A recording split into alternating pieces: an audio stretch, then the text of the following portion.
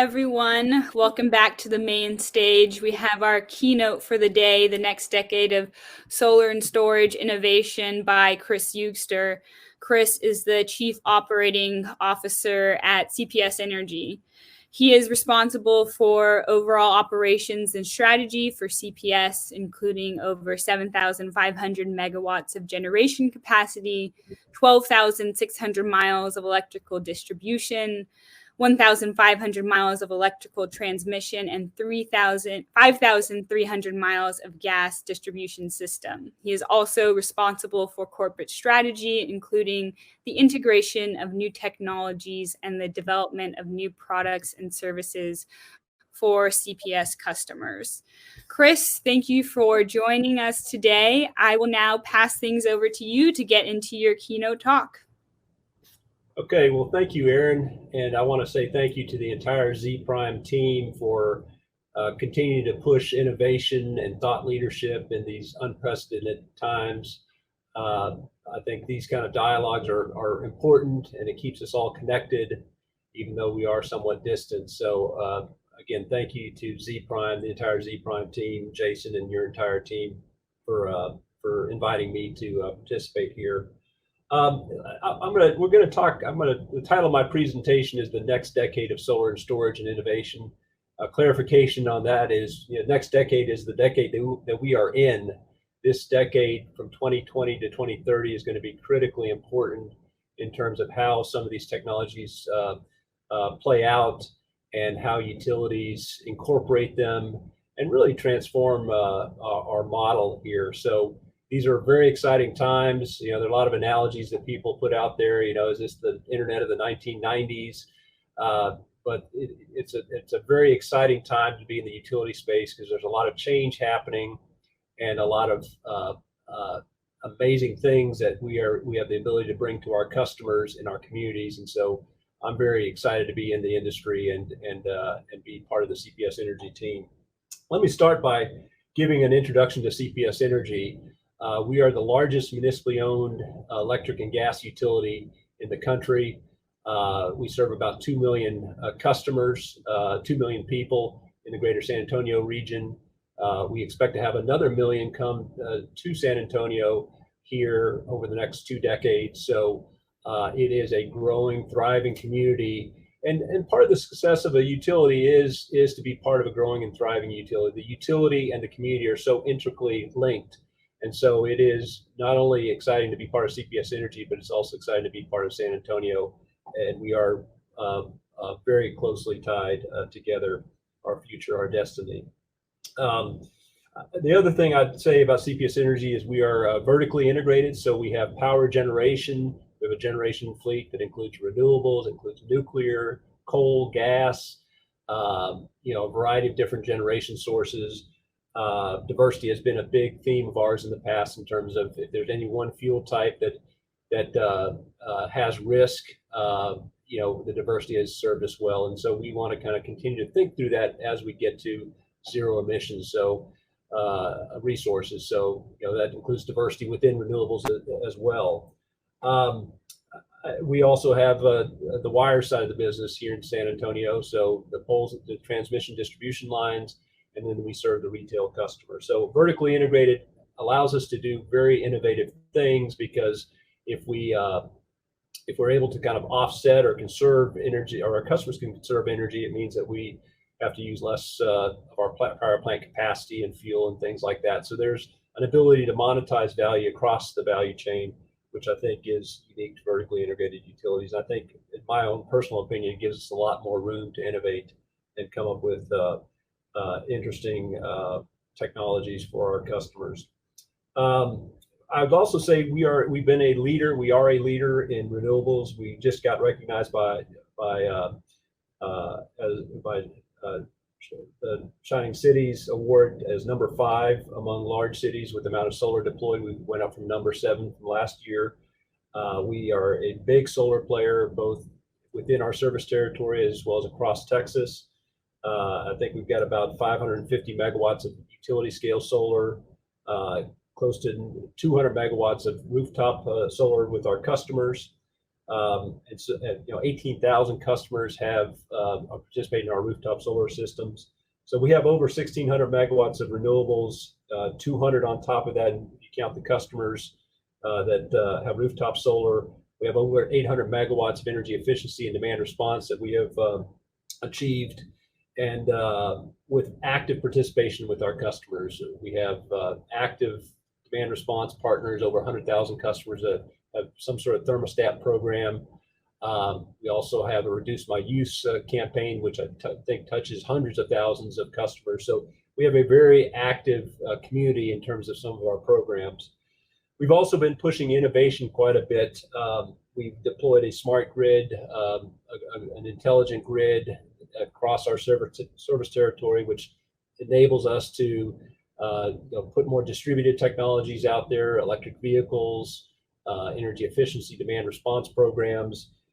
We have resiliency programs. We have just partnered a year or two ago with Big Sun Solar, which with Go Smart Solar, which has a community solar program, which provides shaded parking, and there is a revenue stream for their business model around that, which ultimately allows them to have a lower cost solar to our customers, and it also becomes a much more visible part of our fabric. So these are the type of things that are, in my view, somewhat unique to San Antonio, and we have done some very innovative things, and we continue to do so. And I think we're at a very interesting point because some of the programs, like our STEP program, has completed its initial phase, and now we're looking at Flex Step as a continuation of that. We have that in front of our community. We have the Flex Power Bundle, which is I'll talk a lot more about here today, which is part of our flexible path, and really thinking about new and innovative ways of powering our community. So we're doing a lot of interesting things, and look forward to telling you a little bit more about them today. But the one that I want to really highlight in the conversation today is our big RFI, which is a request for information, which ultimately will become a RFP, a request for proposals, around our flexible power bundle. And that is to add up to 900 megawatts of solar, 50 megawatts of battery storage, and an all-source approach to the firming capacity. And what we're trying to do here is, this is not just another utility scale solar or even a local solar project where you have those megawatts when the sun is shining. We want to create a power bundle that has the capacity to serve our customers in our community as they need that power. So that means that power has got to be available when our customers need that power. So reliability is going to be critically important, as well as affordability, as well as kind of the getting to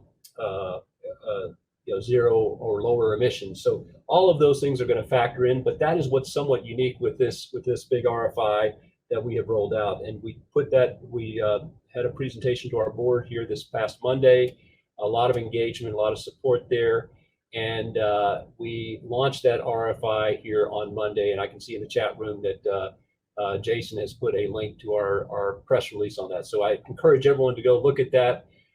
This is going to be a huge endeavor, and a very exciting endeavor for us here in San Antonio, because we want to have that go out globally and really get the best ideas and concepts and technologies to apply them here locally. So we're very excited about it, and we look for more to come there. Let me see if I can turn the page here.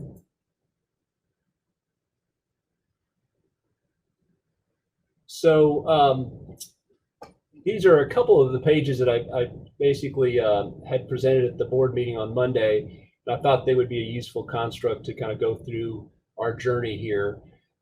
This is all part of the flexible path strategy. It's one of transformation and innovation for our community. Our CEO, Paula Gold-Williams, put this in motion here in 2017. I think I've got a journey chart here. So it really talks about our interest and our willingness to move beyond the traditional way of thinking about the utility business, and really looking at new technologies, innovation, pilots, to really integrate the best into our business model and our business capabilities to serve our customers. And under Paula's leadership, we have really taken a customer focus, a people focus to our business. We've always been there, but we've really taken it up to that next level. And so part of that focus on our customers really to bring innovative technologies to our customers. And what you see here in front of you is kind of the way we think about how strategies have evolved. In the past, in the utility business, is not specific to CPS Energy, the focus has always been about large baseload power plants. A lot of the capital, a lot of the resources were in the power generation part of the business, and it was all about that big power plant. I think where we are today, we've moved beyond that, and it's really a much more integrated and dynamic power system that we are thinking about and serving our customers.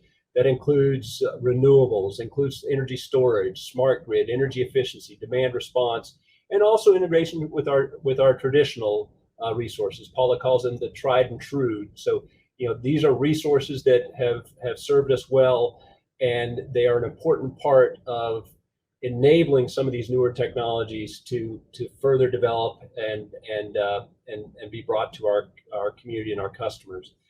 So that's kind of where we are at now. And I talked a little bit about the stats we've had in terms of our leadership on renewables and energy efficiency and storage and smart grid.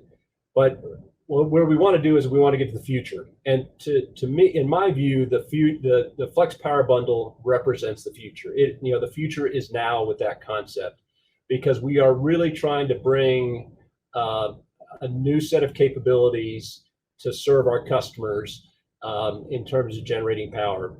Communities, cities, people, families, businesses will always need power. They'll need more power in the future as new applications come up. If you look kind of the history of power usage, energy usage over centuries, while there is energy efficiency, which takes down the slope of that line, there's always an increasing need as we come up with new ways of living and doing business. So energy and power are going to be critically important in the future, but where they come from, how they get generated, how they get delivered to our customers, that is all changing.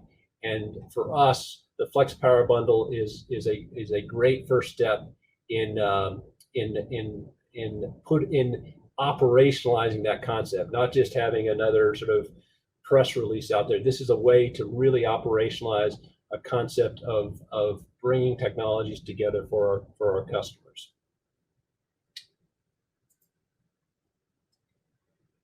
So the journey for getting here, again, in 2017, we launched the Flex Path strategy under Paula Gold, our CEO, Paula Gold Williams' leadership. We have since retired 2 coal units, the Dealey coal units in 2018. We announced the Flex Power Bundle and public input in 2019. We're in the final stages of bringing on a consultant to kind of help us support that effort. It's going to be a huge effort. We had a lot of folks on the WebEx or the conference here probably remember the 400 megawatt solar deal we did in 2012. So this is 900 megawatts. So this is going to be a much bigger concept even than that one. And so that one was groundbreaking, and this one will be even more so. And so we are looking for support to help bring the best concepts and ideas here to San Antonio. We as part of wanting to do an all source, especially around the firming capacity around the solar, it gave us some thinking to basically do an RFI to really understand which technologies are out there, really to raise visibility at a global level. And that's what we've launched here to better understand that, which will help support and shape the RFP, which we hope to get on to launch after we complete the RFI process.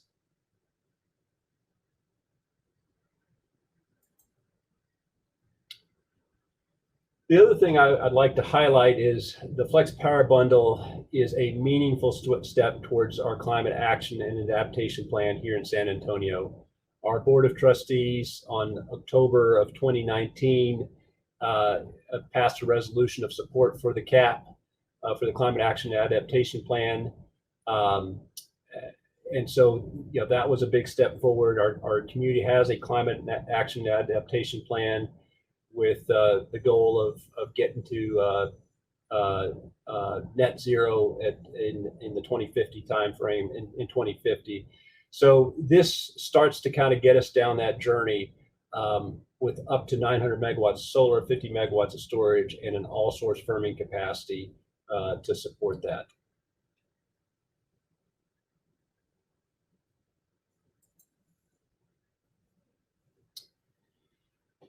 And again, I think the reason we are putting such emphasis in really being thoughtful in how we approach this RFP ultimately is because we want to, this again is not just another solar farm. We want to have something with the operational characteristics to support our customers. And that means reliability, that means resiliency. I'll talk a little bit more about that with our guiding pillars. But so we really are trying to be thoughtful here and understand what technologies are available to support this process. So the RFI is really about raising the visibility at a global level because we want to think globally and apply locally.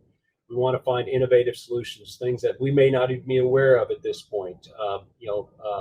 Things like long duration storage. We need to be able to store power more than a couple of hours. We may need to store it over much longer time frames. So concepts like that, I think we need to better understand what some of the leading concepts are out there and how we might be able to bring them here to San Antonio. We want to discover both global and local players. This is going to be huge initiative, and we want to have the best possible partners, both at a global as well as a local level. So there'll be a lot of focus to really understand who the players are out there. We all also want to understand kind of what the market conditions look like out there. What are the economics of some of these projects? Affordability will be an important aspect of this. So really understanding what the current market conditions are and how those could help impact how we bring the RFP to how we launch the RFP. Also understanding COVID-19 impacts. It's impacted all of us. We work in a much more distributed fashion. But how has COVID impacted supply chains or availability of product or pricing? So just kind of understanding some of those concepts, I think it will be important for us as well.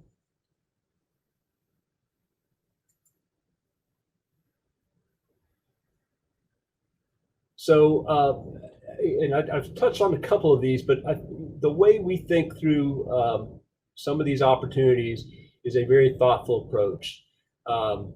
And the Flex Power Bundle will go through this same process. So, we need to understand, the reliability dimension. We need to be able to have power when our customers need it. So that's going to be the operational characteristics of the Flex Power Bundle will be very important. The economics, which ultimately will drive customer affordability, will be very important. Security, we need to make sure these systems are secure, both from a cyber and a physical perspective. So security will be another important dimension that we think about. Safety, the safety aspect of some of these systems will be also very important. Environmental responsibility, again, we're trying to get more zero emission resources to our community. So that's going to have a huge environmental impact in a positive way. So we want to really understand that aspect of the Flex Power Bundle.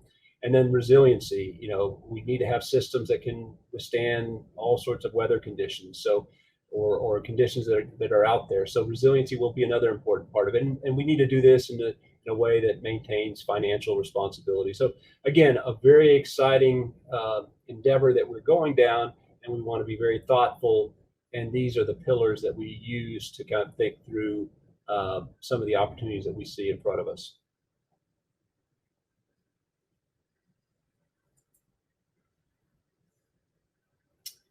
So I encourage everyone, we have set up a website that has the RFI itself, that has key dates on it. And so it's at cpsenergy.com/RFI.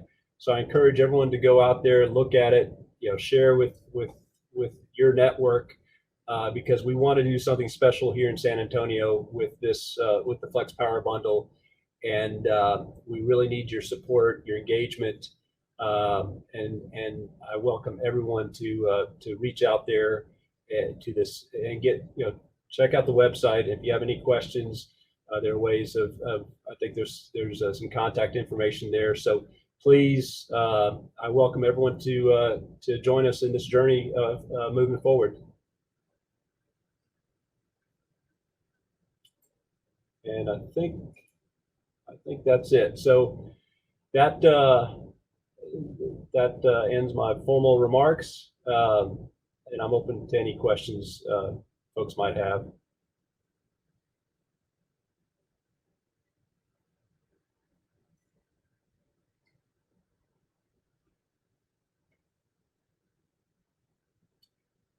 And Aaron, I don't know if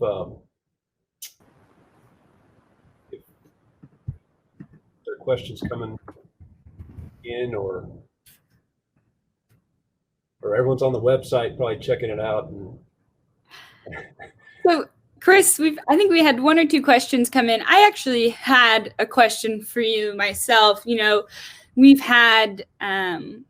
We've worked really closely with CPS Energy, Z Prime has, and you guys are kind of in this South Central Texas hotspot of innovation. And there's a lot of just innovation coming out of the area that you guys are in Austin. So how do you kind of determine what innovative technologies you can actually use? Because you have to weed out, you can't use all of them, right? You have to weed some out. So how do you kind of determine which ones you can use? Is there a specific process in place? How does that work? Yeah, thank you. That's a great question. And I wanted to mention this, so it allows me to give a plug to our partner, Epicenter. The Epicenter is a nonprofit organization that CPS Energy started to really help drive innovation in our community. It is kind of branched off further than that, and they've partnered with Z Prime as well. Kimberly Britton, their CEO, has been a great leader there. So the Epicenter is an organization that we've partnered with to look at exciting, new, and different technologies. We get approached quite a bit about, will you try this? Can you pilot this or this type of technology? We're using the Epicenter to help vet some of those opportunities to look at kind of how mature is a technology, what are some of the risk factors, how far are they from commercialization, how might they engage with CPS Energy, the utility. So if there are folks out there, even on this conference, that are interested in technology or that have technologies that are of interest to the utility or CPS Energy, I encourage you to engage with the Epicenter. And again, their website is available. I think it's epicenterus.org. I probably don't have that exactly right, but if someone could type that in the chat, that would be helpful if someone knows it. Thanks, Cris. And we have another question that came in. Will distributed ESS be considered for the RFI? Yes. So we are, the RFI's approach is all source. So we want to see every idea out there. So please think broadly about the RFI. We're not trying to limit any particular technology or approach. So any approach is fair game in the RFI. So please think broadly about that. And the other thing I'd say is we do have an interest in more of a distributed focus. Not to say we won't have utility scale things that are be part of the ultimate flex power bundle, but the DG component where we can actually tie it into the fabric of San Antonio, and we can have the generation be right there where the load is, and not have to deal with transmission issues or congestion, or I think is of interest to us, and the economic development opportunity when you have DG in your community. So I think that for me personally, the DG, the distributed component, will be very important in this process as we move forward. But we're gonna discover that through the RFI process. We've had another one come in.